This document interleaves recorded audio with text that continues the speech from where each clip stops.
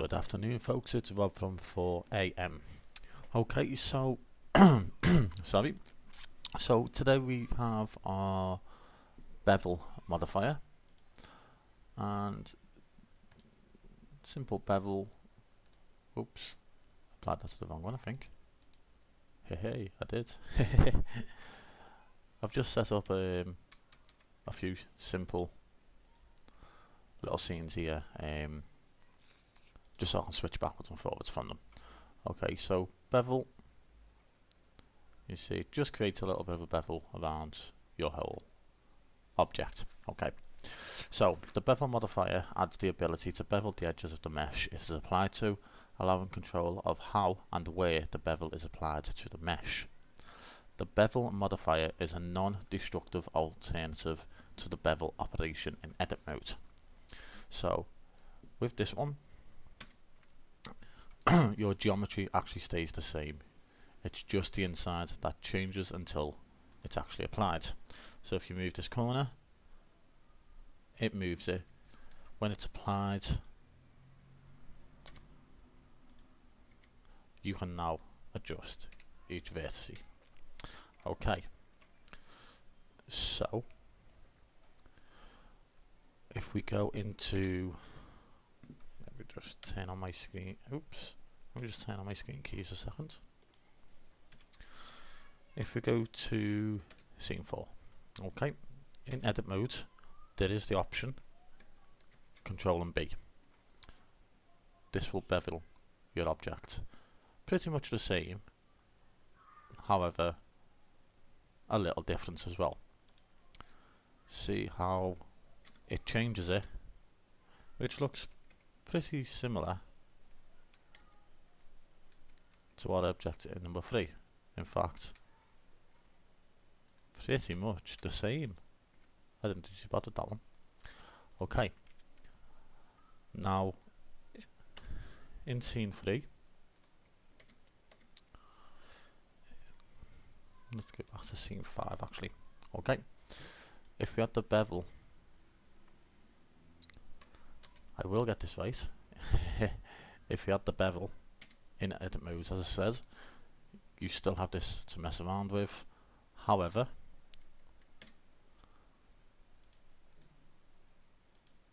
on this one, using Control on B in edit mode, it automatically does it straight away and there's no square around it. You change your bevel and then you start changing your vertices. So two different ways to use it really.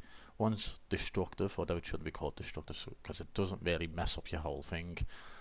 The other one is the non-destructive. So modifier, non-destructive, operation, destructive, essentially. Okay, so I'll just show you this one.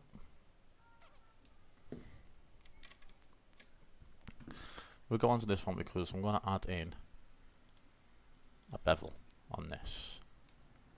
Now, what's going on there? Okay, so there's an odd duplicate. Sometimes these things happen, hey? There we go. Yeah, that's fine. Okay, so I'll just go through the options of the bevel and then we can have a little play around with it. So width is how much width you want on your bevel. So if we do 0.1 on there, and you do have to apply a bevel to each one. 0.2, actually what we'll do is we'll go 0.3, and then on this one 0.5. So as you can see, it does dramatically change it. However, when I go back into edit mode, my square is still there, opposed to using the operation. Next we have, sorry, I do apologise. Oh, just finished my dinner and throat's a little dry. Next we have segments. So with segments, this adds in an extra segment along your bevel.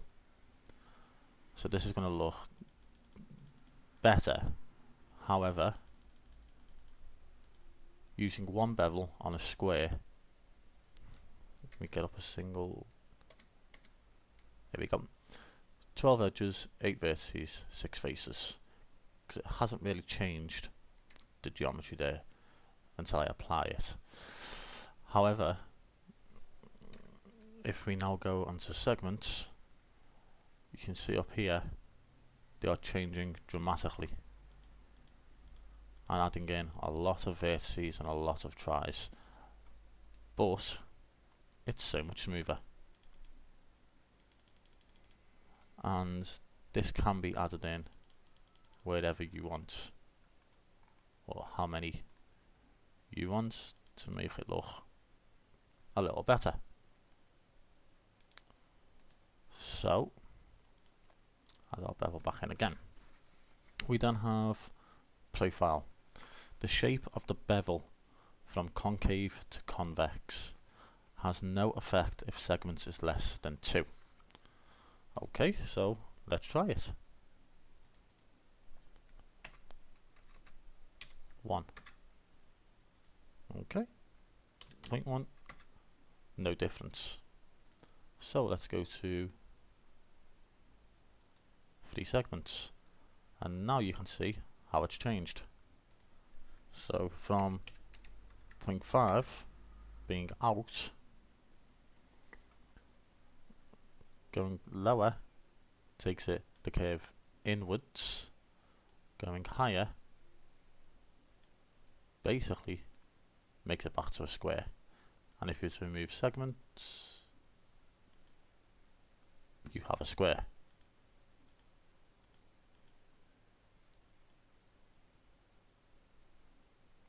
Simple as.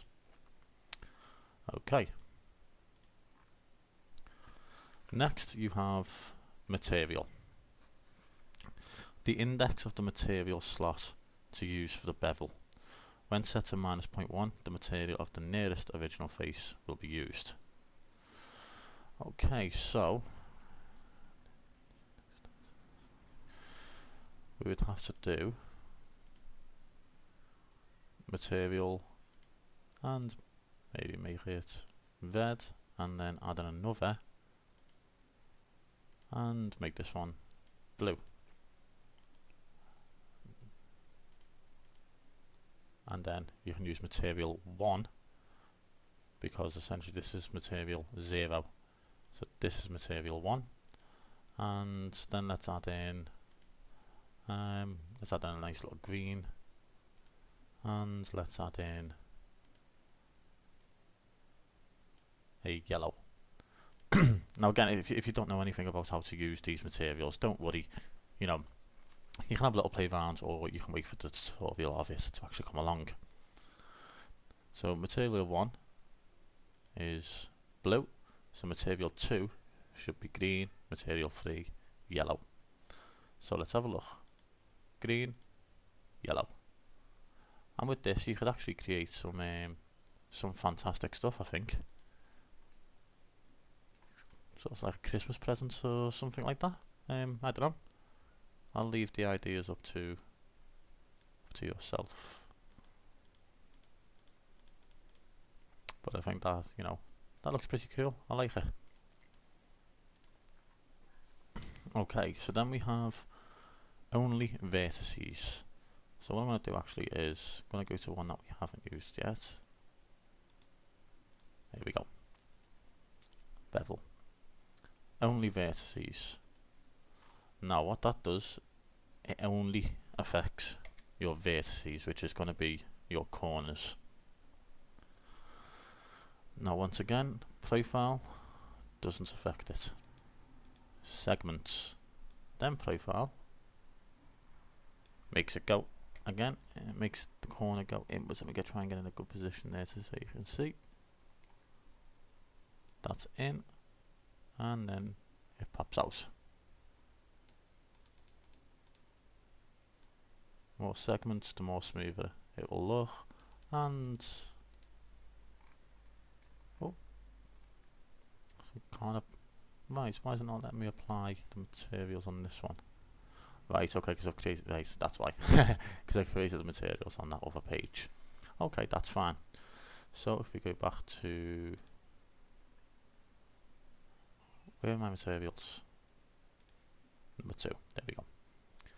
So if I put, because I've created the materials for each object, that's why. Silly person. Okay, but yeah, only vertices, it makes just a corner.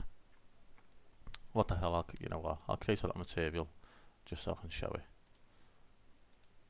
Red. Now see, that's number 5. Green. If we go back into the modifier, it doesn't register as number 5.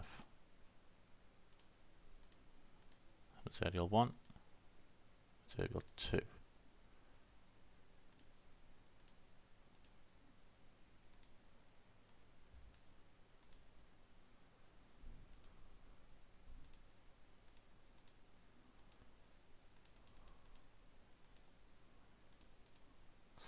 Okay, but yes, that's the you get the point of that. Okay, only vertices is only the corner. Then we have clamp overlap. Okay, so clamp overlap, let me see. Yeah, we'll leave that on there, why not? Clamp overlap. When enabled, the width of each bevel edge will be limited such that they cannot intersect with each other. Edges that are far apart will still bevel with the full width, only edges too close to each other are affected. So with clamp overlay off, let's go back to our guy over here. Segments, let's limit them back down to 1 there.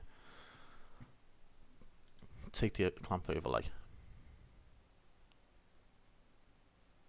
That then inverts.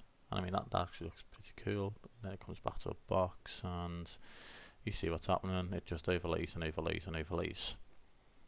However, if we do clamp overlay, it then stops it from inverting on itself no matter how high you go. And then when you lower it back down, it goes back to normal. So clamp overlay is really good to use. Limit method. Oh, hang on, limit methods. Where is our limit methods? Limit methods down here, that's why. Used to control where a bevel is applied to the mesh. So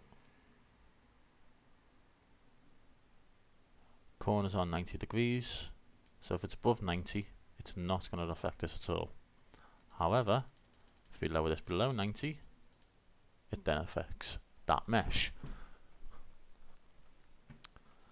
Then none, no limit, all edges will be beveled.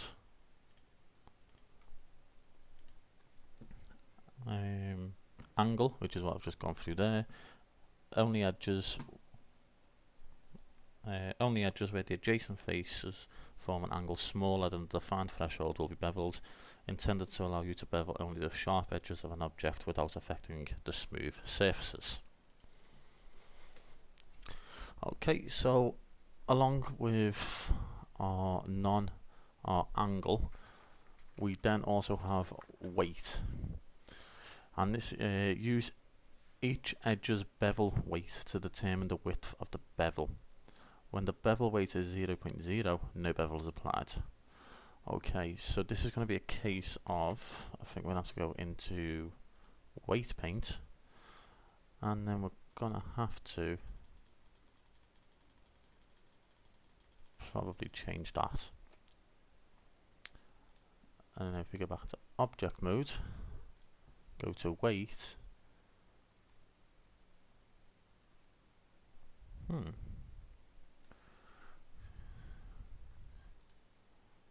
No, that's not working for us.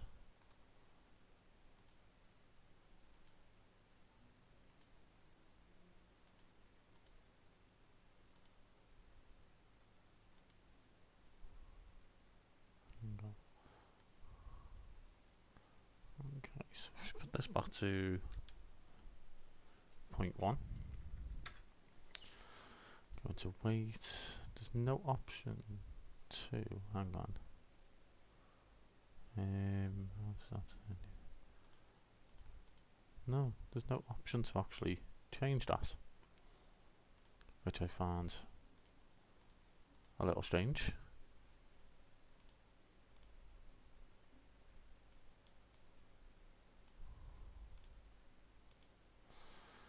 No, that doesn't want to change. Okay.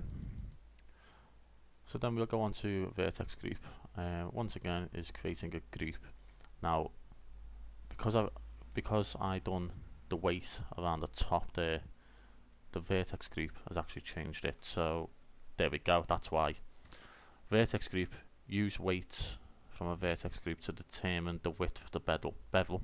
When the vertex weight is 0.0, no bevel is applied. An edge is only beveled if both of the vertices are in the vertex group. Okay, so if I switch back over now to weight paint, and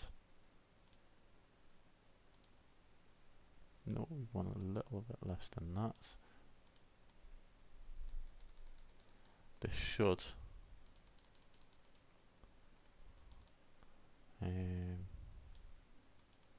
there we go, yes, that's what I want.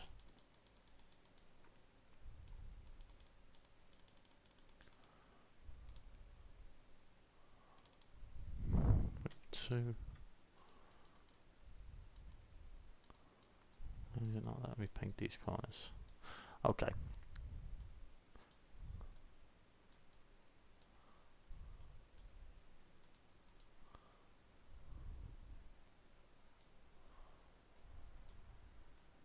There we go. Right, okay, the weight was already underneath that, that's why. Okay, so now we have 0.6 on the bottom and we have 1 on the top. So now, object mode, this is beveled and this is beveled, but the top is beveled slightly more than the bottom is because it's controlled by the weight.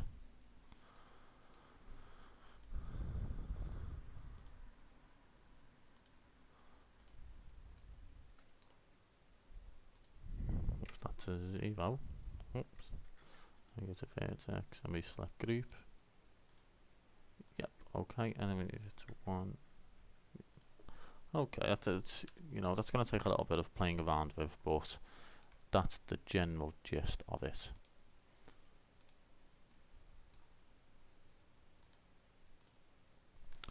Okay, then we have a width method. Used to control how the width is measured. Offset, amount is offset of new edges from the original. Width, amount is width of new face. So you see how that changes slightly. Depth, amount is perpendicular distance from original edge to bevel face. And then percent, amount is percent of edge, amount is percent of adjacent edge length.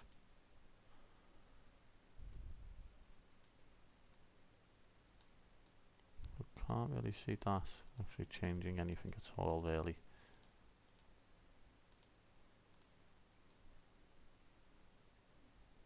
No. Again, you know, it's going to be something that you mess around with, and different things. When you do different things with different meshes, you know, this is all going to affect differently. But generally, you wouldn't normally mess around with the limit method or width method. You may actually use angle.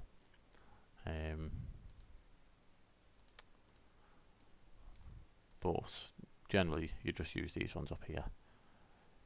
So obviously don't forget your clamp, you make sure your clamp is always on.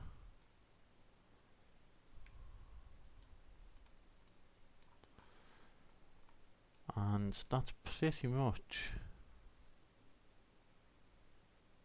it with this modifier.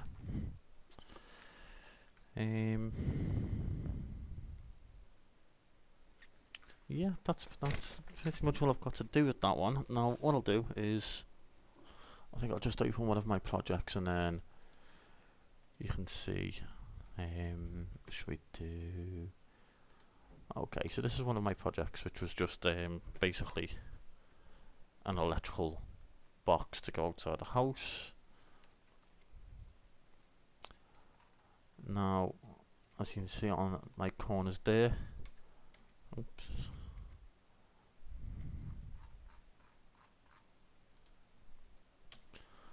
I didn't actually use a bevel, so that's why I've got this weird sort of geometry on there.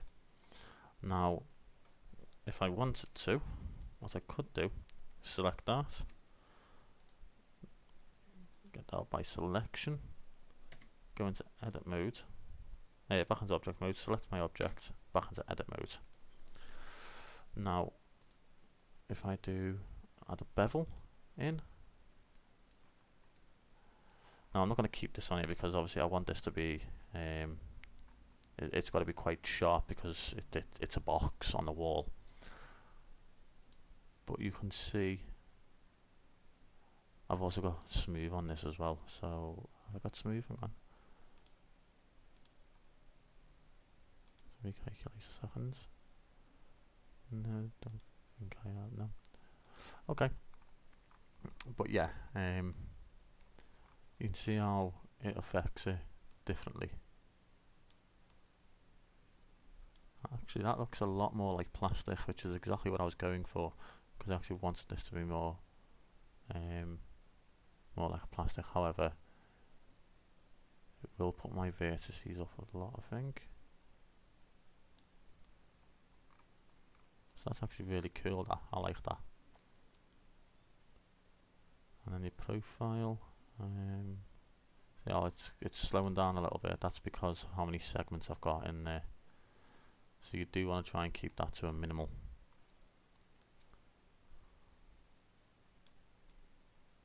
And then there's all my materials. I did create quite a few on this. But yeah, that's how it affects. Exit out of that.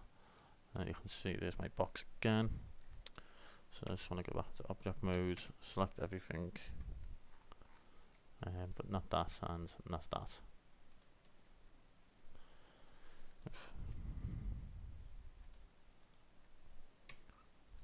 There we go. I'll just join those back together.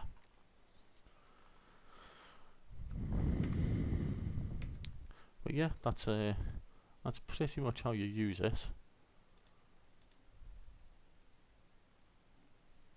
And there's my object. So that'll be the end for this tutorial. And next we will be on to a Boolean, which is quite a hard one to use. So let's have a little play around with that before they actually do the tutorial. But yeah, that will be next. And as always, you know, like, comment, subscribe. Oops, I went wrong there, didn't I? Oh no, it's just a shadow. Yeah, like, comment, subscribe, and there'll be many more videos to come.